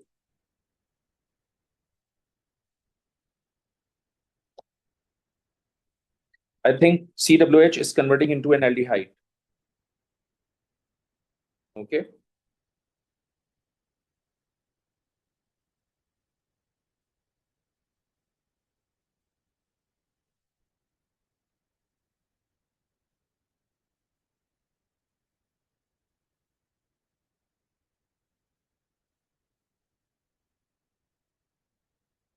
There is a mistake, I believe. I'm free. I'm exhausted now because बहुत सोचना है. Guys, इसमें सिर्फ एक oxygen है, मैंने यहाँ 2 लगाई हुई है. So A को जरा देख लें. A में कार्बोक्सिलिक एसिड नहीं है. It is only primary alcohol. My goodness, there's a lot of information. मुझसे गलती हो गई, इसको लिखिए CH2, I think OH. Yeah, ठीक, makes sense now. Yeah. So ये प्राइमरी अल्कोहल है, ये एल्डिहाइड में कन्वर्ट हो रहा है, मेक सेंस नाउ. ऑक्सीडेशन हो रही है यहाँ पर. Name the type of reaction that occurs in each of the following reaction. Oxidation. That's a lot of information in one question. C and E. C से E आ रहे हैं, it's reduction.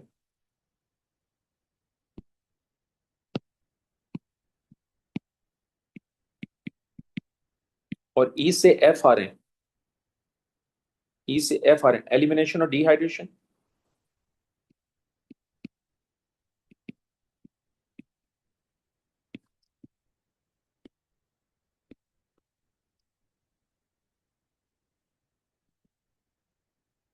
Use the information in the table 6.2 and the molecular formula to deduce the structure of GNH. Draw the structure in this. I did that.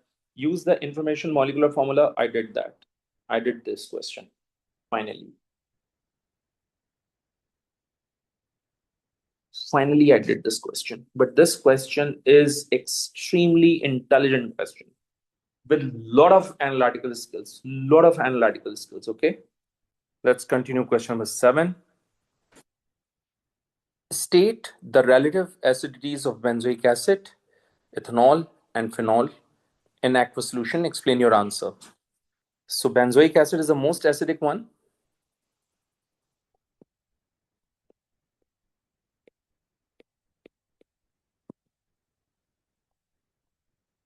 Because carboxylic acid can react both with sodium carbonate and sodium metal.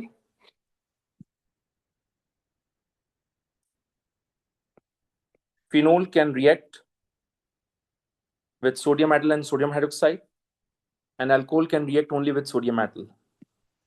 So that's ethanol.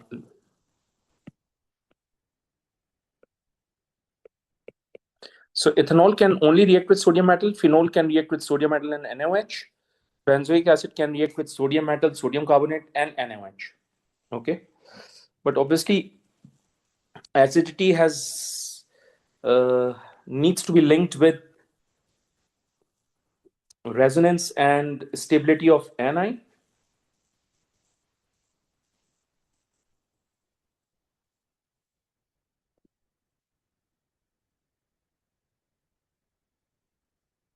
In benzoic acid,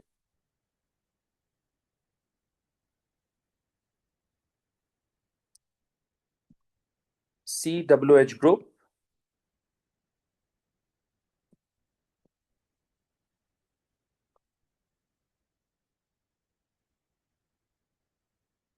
has negative inductive effect.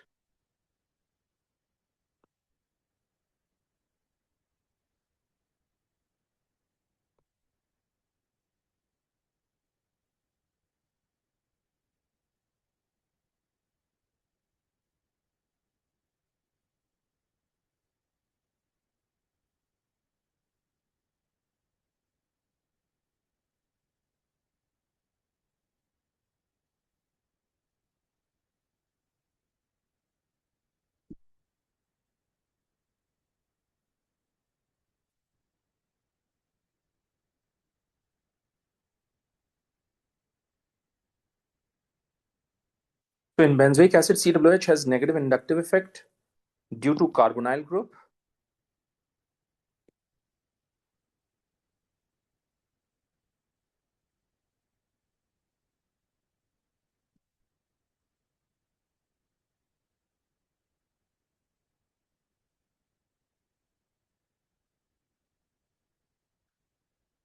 Ionization of hydrogen becomes easier.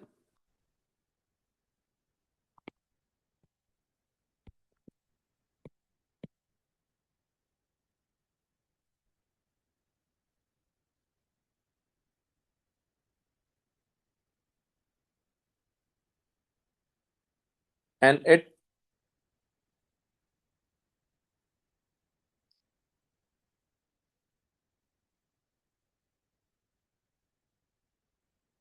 yeah, that's the only thing. And also, its anion is stable.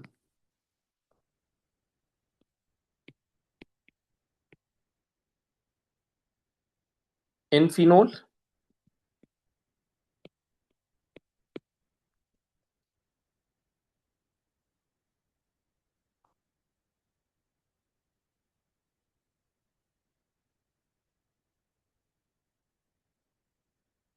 lone pair of nitrogen,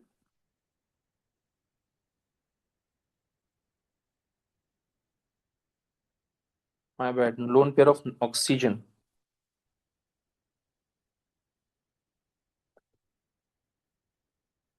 is delocalized with a pi bond of benzene ring.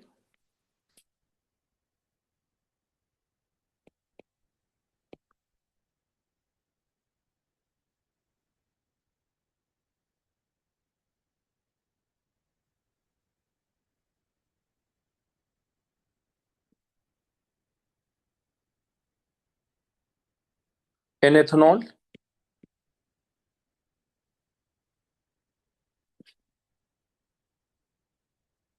alkyl group has positive inductive effect.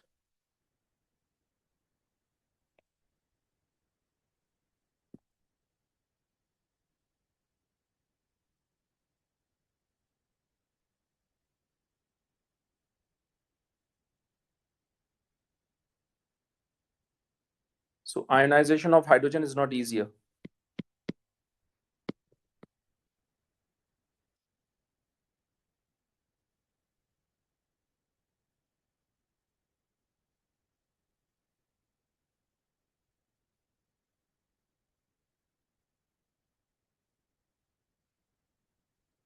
Draw the major products from the nitration of benzoic acid and phenol in the boxes. So major product from the benzoic acid. Benzoic acid is basically like this, and COH is basically a deactivating group, also called meta-directing group, and it directs the electrophile towards meta position, and those meta positions would be third carbon or fifth carbon. So either you need to attach NO2 group onto third carbon or fifth carbon, it doesn't make any difference. So major product is going to be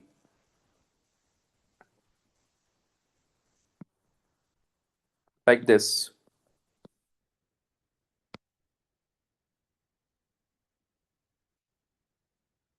Okay. Phenol is this.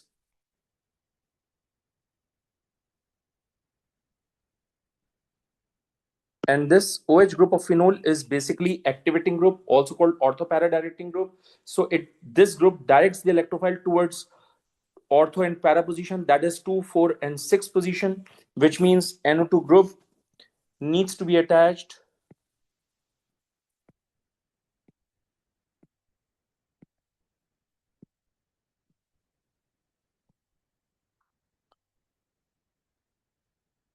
with this.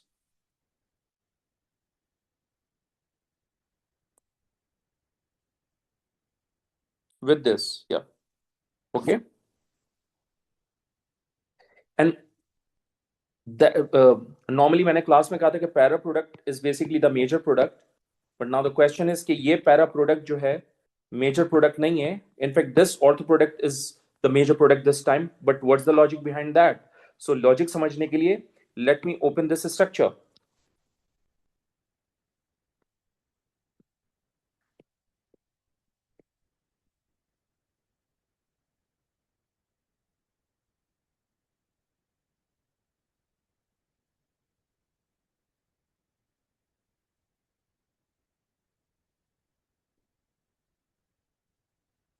Okay, this is NO2 group.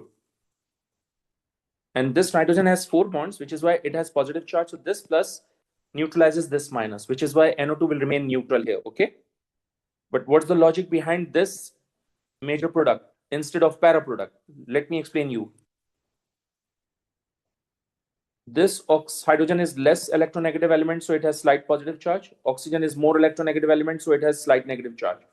This oxygen is more electronegative element, so it has slight negative charge. Also, it has a lone pair. So these two elements undergoes hydrogen bond. So because of hydrogen bonding,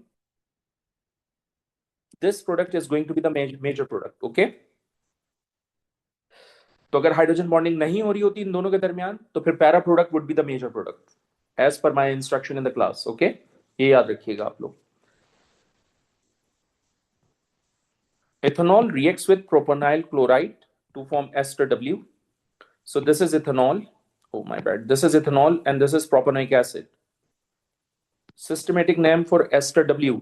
This is ethyl propanoate.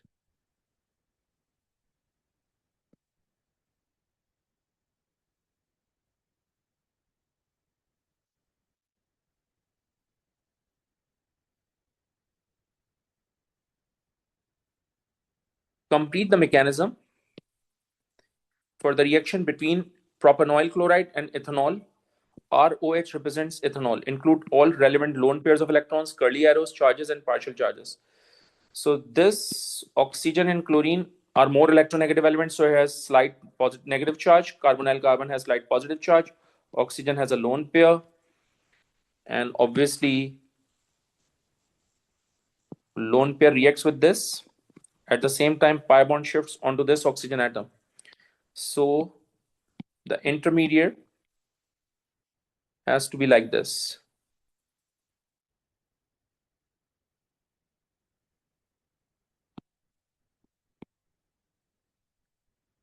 Now this oxygen has 3 bonds. So according to my lecture, whenever oxygen has 3 bonds, it carries positive charge.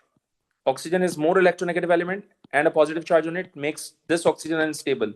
So to remove its positive charge and to get this stability, ये यहाँ पर bond बनाएगा. At the same time, chlorine in the form of chloride remove होगा. ये chloride इस hydrogen ion से reaction करके HCl बनाएगा. An electron shift towards oxygen to eliminate its positive charge, and as a result, you will get products. Name the mechanism for this reaction shown. Addition, elimination, obviously.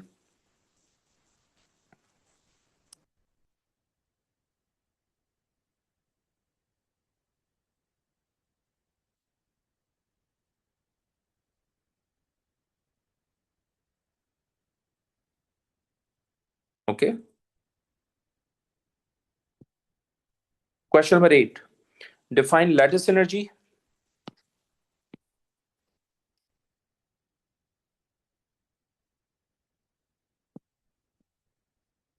Energy released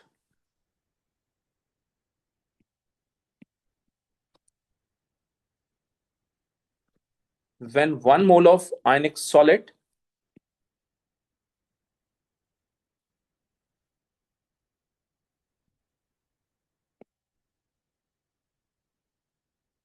is formed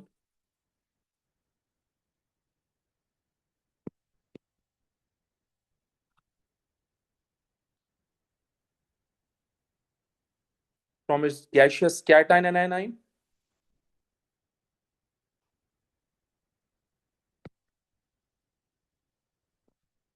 Understand its condition.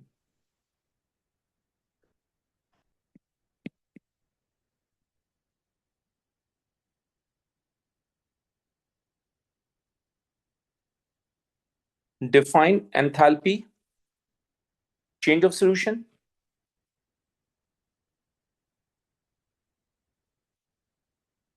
Energy change occur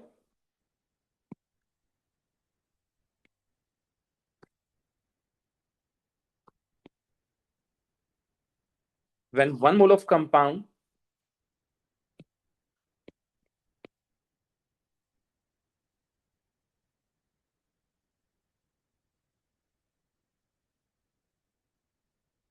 is dissolved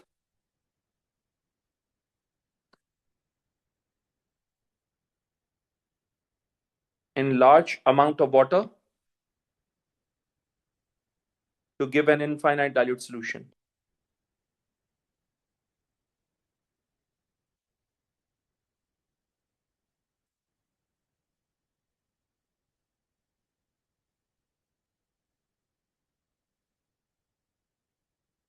Okay, next part is the enthalpy change of hydration can be represented by this.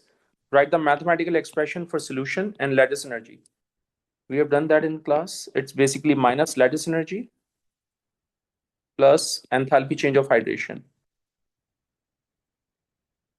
Okay.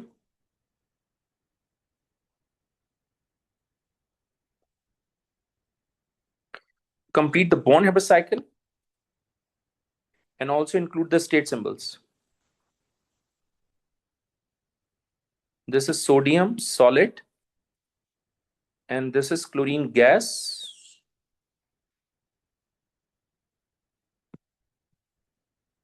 It has to be half because we have one chlorine here, so it could be one chlorine there. All right. So it's atomization, which means I need to atomize both these two. So it's going to be 1 mole of gaseous sodium atom and it has to be 1 mole of gaseous chlorine atom. Ionization energy of sodium.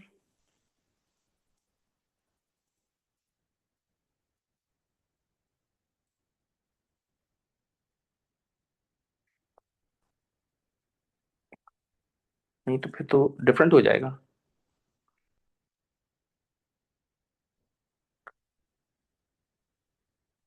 Oh, we have two different atomization here. So it has to be half chlorine gas. So atomization means gaseous sodium atom will remain as it is, and it is going to be 1 mole of gaseous chlorine atom. It is going to be 1 mole of gaseous sodium ion and half O and gaseous chlorine atom. This is going to be lattice energy, okay? Okay, that's easy. That's we have done in the class. Predict which of the ion chloride or nitrate has more negative enthalpy change of hydration. So hydration depends on charge density.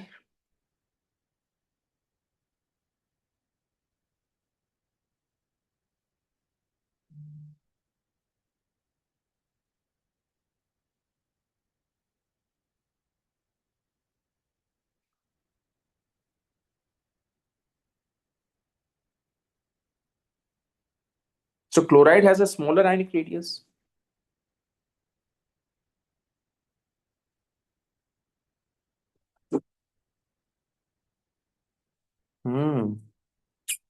It's tricky. See, nitrate ions has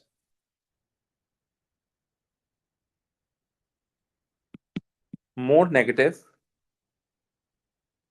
hydration enthalpy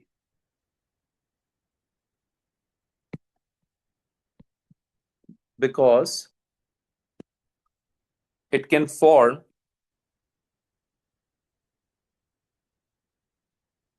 hydrogen bond with water.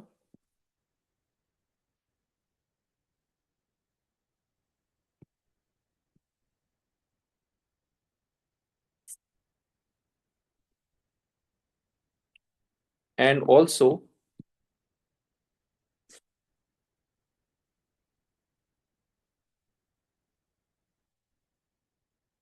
it has a strong ion dipole attraction.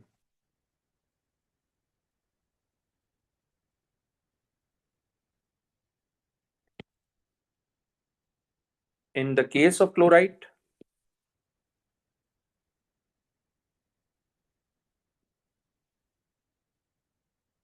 it cannot form hydrogen bond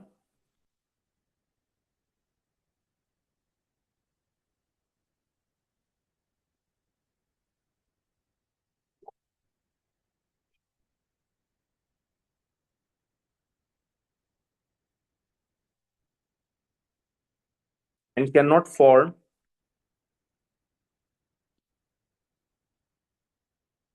strong ion dipole attraction. Ion dipole attraction is also called electrostatic attraction, okay?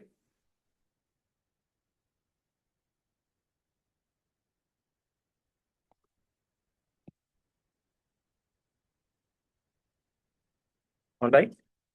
So that's the end of this paper, I believe. Yeah. Thank you very much, guys.